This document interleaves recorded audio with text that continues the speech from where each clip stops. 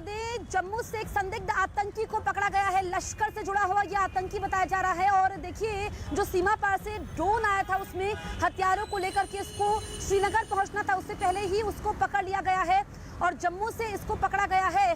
किन किन गतिविधियों में शामिल रहा था, लेकिन देखिए अभी जो उसका मकसद बताया जा रहा है कि इसको हथियार पहुंचाने थे आतंकवादियों को श्रीनगर में, लेकिन उससे पहले ही इसकी गिरफ्तारी होती है जम्मू से।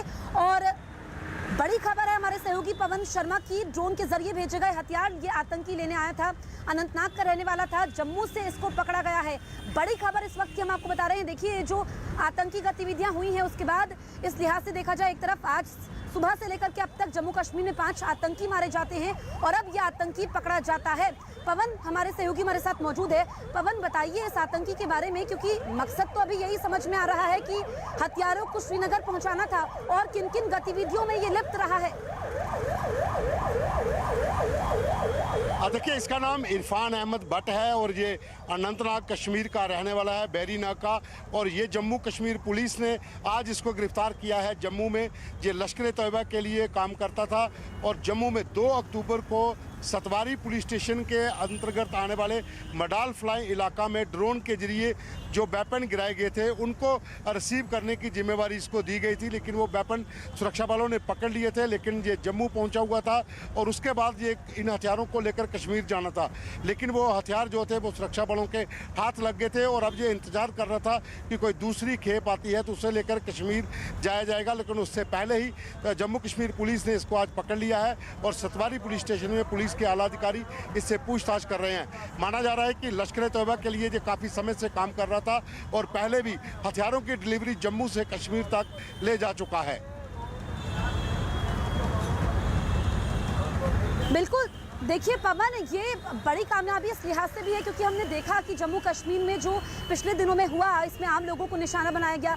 कल हमारे 5 जवानों की शहादत होती है, आज जो एनकाउंटर्स चलते हैं उसमें 5 आतंकवादी मारे जाते हैं। अब ये आतंकी का पकड़ा जाना, तो सुरक्षा बल मुस्तैद है और कामयाबी मिल रही है। हाँ बिल्कुल, देखिए सेना और पुलिस जो है वो मुस्तैद है। एलओसी से लेकर इंटरनेशनल बॉर्डर और फिर जो भीतर का इलाका है वहाँ पर सुरक्षा ग्रिड पूरी तरह से मजबूत है। और पुंछ में जो 5 आतंकी मारे गए थे उसके बाद पूरे इलाके को घेरा गया है। हम उसी इलाके में हैं, ये पंगाई इलाका है थन्ना मंडी रजौरी का। वो सामने आप इलाका देख सकते हैं, क्योंकि इसके आगे सुरक्षा बलों के जवान मीडिया को नहीं जाने दे रहे हैं, क्योंकि सर्च ऑपरेशन बड़े पैमाने पर शुरू किया गया है। घना जंगल है, पहाड़ी इलाका है और आतंकी कहीं भी छिपे हो सकते हैं, इसलिए किसी भी सिविलियन को मूवमेंट की आगे अनुमति नहीं है। मीडिया को भी पीछे रोका गया है और वहां पर आर्मी और पुलिस की ओर से कॉर्डन सर्च किया गया है, पूरी तलाशी ली जा रही है। कल रात तक इस जंगल में हैवी फायरिंग होती रही है और पूरे इलाके को अब घेरा गया है। अब यहाँ पर देखें तो ये नीचे लोगों के घर हैं और ऊपर का जो इलाका है ये पूरा जंगल का पहाड़ी इलाका, इस इलाके में आतंकी छुपे हुए हैं। लगभग 40 से 45 किलोमीटर की पूरी ये पीर पंचाल की रेंज है, जो डेरा की गली, शादरा और दूसरा थन्ना मंडी का इलाका पड़ता है। इस इलाके में आतंकियों की मौजूदगी और 3 आतंकी इसी इलाके में। देखिए, ये बड़ी कामयाबी इस लिहाज से है कि ये जो आतंकी पकड़ा गया है, सीमा पार से जो ड्रोन के जरिए हथियार भेजे गए थे उसको ये पहुंचाने वाला था श्रीनगर, और अब उससे लगातार पूछताछ हो रही है।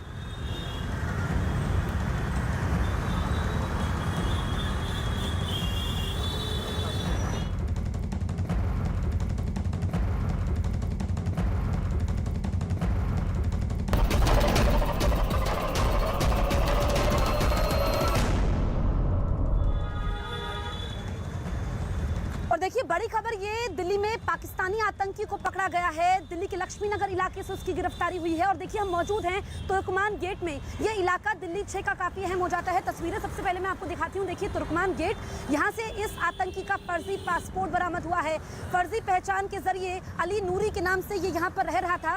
और क्या इसकी मूवमेंट थी पिछले कुछ समय से, ये अब दिल्ली पुलिस की स्पेशल सेल की टीम जो यहाँ पर पहुंची है, देखिए तलाशी की, भीड़भाड़ वाला इलाका है और यहाँ पर आम लोगों को ज्यादा से ज्यादा खून बहाने की इस आतंकी की साजिश थी। तो बड़ी साजिश यहाँ पर नाकाम हुई है आतंकवादियों की। और जो ये आतंकी पकड़ा गया है अशरफ अली पाकिस्तान के पंजाब प्रांत का रहने वाला है। देखिए नई चीज इसमें यह है कि वोल्फ अटैक जिसको हम सुनते हैं, भेड़िए की तरह इसमें आतंकी अटैक करता है, आतंकी अकेला होता है। यानी कि साजिश ये थी कि त्योहारों के मौसम में जब नवरात्र चल रहे हैं, दशहरा आने वाला है, दिवाली आने वाली है, तो आम लोगों का खून बहाने की यह साजिश थी। लेकिन जो आतंकी पकड़ा गया है इसको भनक पहले ही लग गई थी, क्योंकि इसने अपने हथियारों को कालिंदी कुंज इलाके में यमुना किनारे वहां पर छिपाया हुआ था, जहां पर AK-47 इसके अलावा कारतूस थे। हमारे पास 2 मोबाइल फोन जो मिले हैं उसमें देखिए जो कॉल डिटेल्स सामने आई है इसमें यह है कि इंटरनेट के जरिए कॉलिंग होती थी ताकि पता ना चल पाए यहाँ पर जो हमारी सुरक्षा एजेंसी खुफिया एजेंसियां हैं उसको चकमा दिया जाए।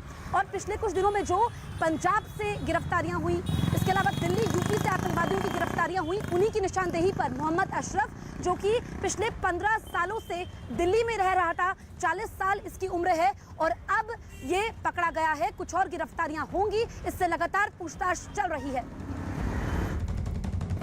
तकरीबन सर 15 साल पहले रहते थे हमारे यहाँ, ठीक है। तो किसी जानने वाले के ज़रिए आए थे और ये कहते थे हम रमेश पार्क में, ठीक है, जॉब वगैरह करते हैं।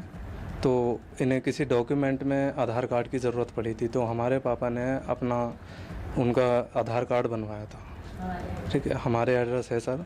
15 साल में जैसे ही इनका आधार कार्ड बना था, तकरीबन ये हमारे यहाँ 6 महीने के आसपास रह कर गए हैं। तो शुरू में आधार कार्ड बन गया, तो आधार कार्ड के बनने के 2-3 महीने बाद भी नहीं थे।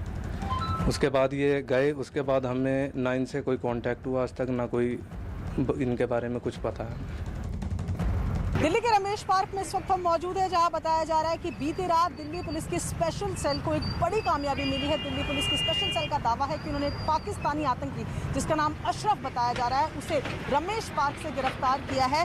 बताया जा रहा है कि ये आतंकी यहाँ पर फर्जी पहचान पत्र के आधार पर अली अहमद नूरी के नाम से रह रहा था और उसने यहाँ पर एक भारतीय पहचान पत्र भी बनवा लिया था। उसकी निशानदेही पर कालिंदी कुंज से एक AK-47 60 जो कारतूस हैं वो भी बरामद हुए हैं, 2 पिस्टल भी बरामद हुई हैं। इसके अलावा दिल्ली पुलिस के जो सूत्र हैं वो ये बता रहे हैं कि दिल्ली 6 इलाके में भी ये रह चुका था। अब इस बारे में भी जानकारियों को इकट्ठा किया जा रहा है। इसके साथ ही ये बताया जा रहा है कि इस आतंकी का मकसद त्यौहार के समय किसी बड़ी घटना को अंजाम देना था। साथ ही 40 साल का जो ये शख्स है जिसको अशरफ जिसका नाम बताया जा रहा है वो 15 साल से दिल्ली में रह रहा था। इसके अलावा यूपी, वेस्ट बंगाल, पंजाब, जम्मू इलाकों में भी ये रहा। और एक खास बात ये भी बताई जा रही है कि ये मौलाना बनकर यहाँ पर रहता था और जो तमाम जगहों पर अब तक ये रहा है वहाँ पर मौलाना बनकर ही लोगों का झाड़ फूक ये किया करता था। स्लीपर सेल को एक्टिव ये रख रहा था और यहाँ स्लीपर सेल का ये मुखिया बताया जा रहा है। ऐसे में बड़ी कामयाबी दिल्ली की स्पेशल सेल इसे मान रही है। हालांकि अभी इस आरोपी से पूछताछ की जा रही है, सारे वेयर अबाउट्स जानने की कोशिश की जा रही है। क्या प्लान था, दिल्ली 6 में ये कहाँ जाता था, कितना समय रहता था, ये सभी बारे में अभी पूछताछ दिल्ली पुलिस की स्पेशल सेल इस आरोपी से कर रही है। हमारे 2 सहयोगी हमारे साथ लाइव मौजूद हैं। दीपक बिष्ट हैं दिल्ली से, इसके अलावा हमारे साथ पवन है जम्मू राजौरी से हैं। सबसे पहले दीपक मैं आपके पास आती हूं। देखिए यहाँ पर तारीफ करनी होगी दिल्ली पुलिस की स्पेशल सेल की जिसमें ये बड़ी आतंकी वारदात को नाकाम किया गया है। दीपक बताइए कि प्रेस कॉन्फ्रेंस भी होने वाली थी, कितनी देर में ये प्रेस कॉन्फ्रेंस होंगी जिसमें पूरी जानकारी दी जाएगी?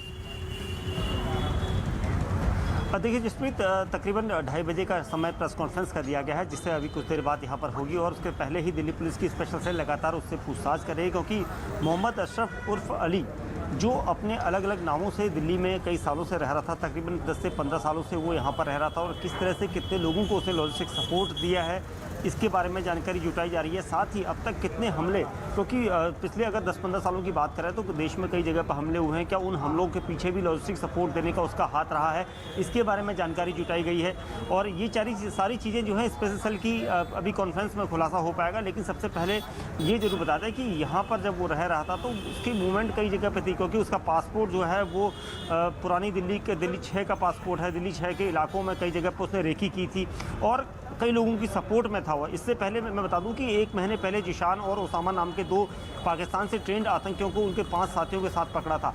तो उस वक्त भी उन दोनों की जांच में पूछताछ में खुलासा हुआ था, जिसके बाद ये बताया गया था कि एक हैंडलर जो स्लीपर सेल का पूरा सपोर्ट कर रहा है और वो दिल्ली में रहता है, तो उसकी तलाश करने के लिए स्पेशल सेल की टीमें पिछले 1 साल से लगी हुई थी और उसके बाद उसकी तलाश पूरी हुई जब इसकी गिरफ्तारी की गई है। हालांकि ये कहा जा रहा है कि रमेश पार्क और शास्त्री पार्क और उसके साथ ही दिल्ली 6 के कई इलाकों में ये लगातार घूमता था, अपने को मौलाना बताता था। कई लोग इसको जानते थे, लेकिन वो सिर्फ मौलाना के नाम से जानते थे, लेकिन इसके पीछे का बैकग्राउंडर कोई नहीं जानता था कि वो पाकिस्तान के पंजाब प्रांत से है। तो ये सारी चीज़ें भी अब सामने आ रही है, धीरे धीरे इन्वेस्टिगेशन हो रही है। इन्वेस्टिगेशन में ये साफ होगा कि इससे पूछताछ के बाद और लोगों की गिरफ्तारी भी हो सकती है या नहीं।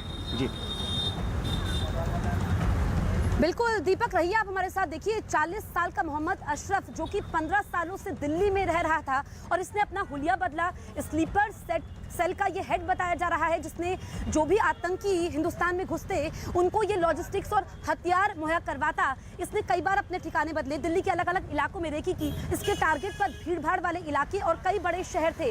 और देखें कि इससे पहले जो आतंकी घटनाएं हुई, इसमें इसने लॉजिस्टिक सपोर्ट उन आतंकियों को दिया। ये बड़ी जानकारी सामने आई है। साथ ही जो अब से कुछ समय पहले 7 आतंकी पकड़े गए थे यूपी से, उनकी निशानदेही पर अशरफ को पकड़ा गया है। और देखिए इसको भनक पहले से हो गई थी। इसमें जो वोल्फ अटैक की बात कही जा रही है कि भीड़ भाड़ वाले इलाके जो बड़े शहर है उनको निशाना बनाया जाए, त्योहारों का रंग फीका किया जाए और लोगों की खुशियों को यहाँ पर दूर किया जाए, ये आतंकी की कोशिश थी। ये मौलाना बनकर रह रहा था, झाड़ फूक का काम करता था, यानी कि अपनी पहचान इसकी छिपाने की पूरी कोशिश थी।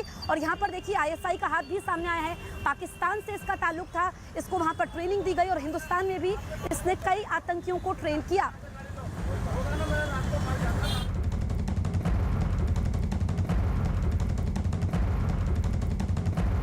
और चलिए अब खबरों में बात करते हैं उत्तर प्रदेश की सियासत की। समाजवादी पार्टी के अध्यक्ष अखिलेश यादव ने उत्तर प्रदेश में विजय रथ यात्रा शुरू की। अखिलेश यादव ने अपनी इस रथ यात्रा को कानपुर से शुरू किया। 2 दिन तक चलने वाली ये रथ यात्रा 4 जिलों में घूमते हुए कानपुर देहात में खत्म होगी। अखिलेश यादव ने उत्तर प्रदेश में अपनी इस यात्रा को अहम बताते हुए बीजेपी पर पलटवार भी किया।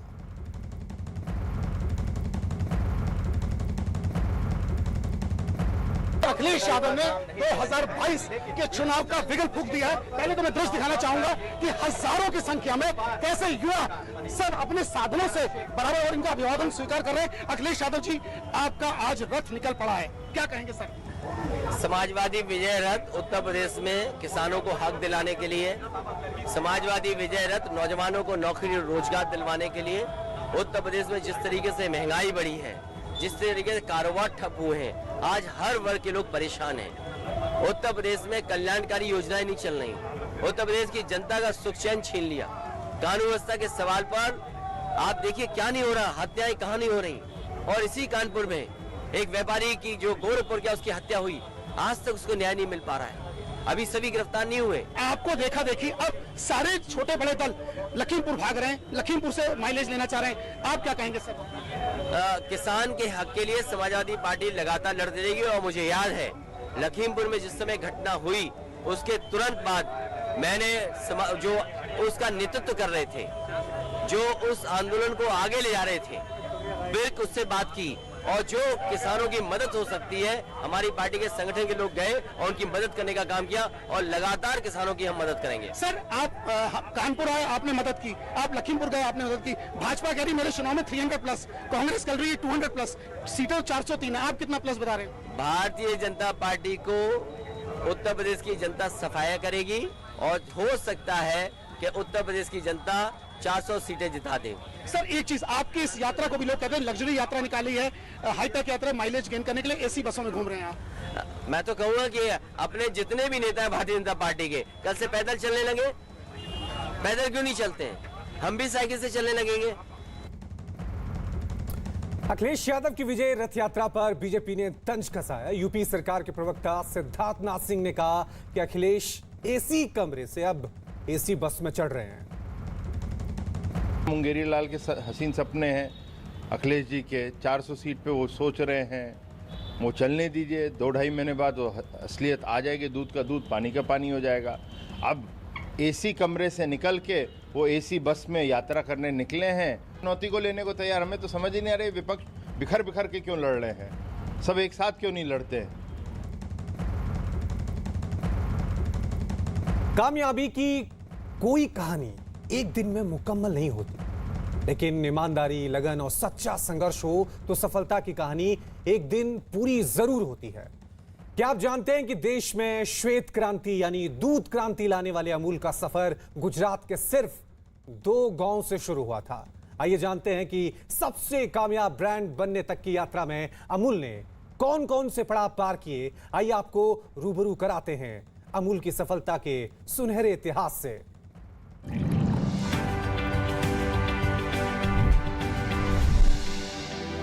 गुजरात के खेड़ा जिले के किसानों ने सहकारी समिति के लिए आंदोलन छेड़ दिया। आखिरकार अंग्रेजों को झुकना पड़ा। 14 दिसंबर 1946 को Kheda district cooperative milk producers union limited का बाकायदा रजिस्ट्रेशन हो गया। 2 गांवों से दूध की खरीद शुरू की गई। पहले दिन 250 लीटर दूध खरीदा गया। इस तरह अमूल के सफर की शुरुआत हुई।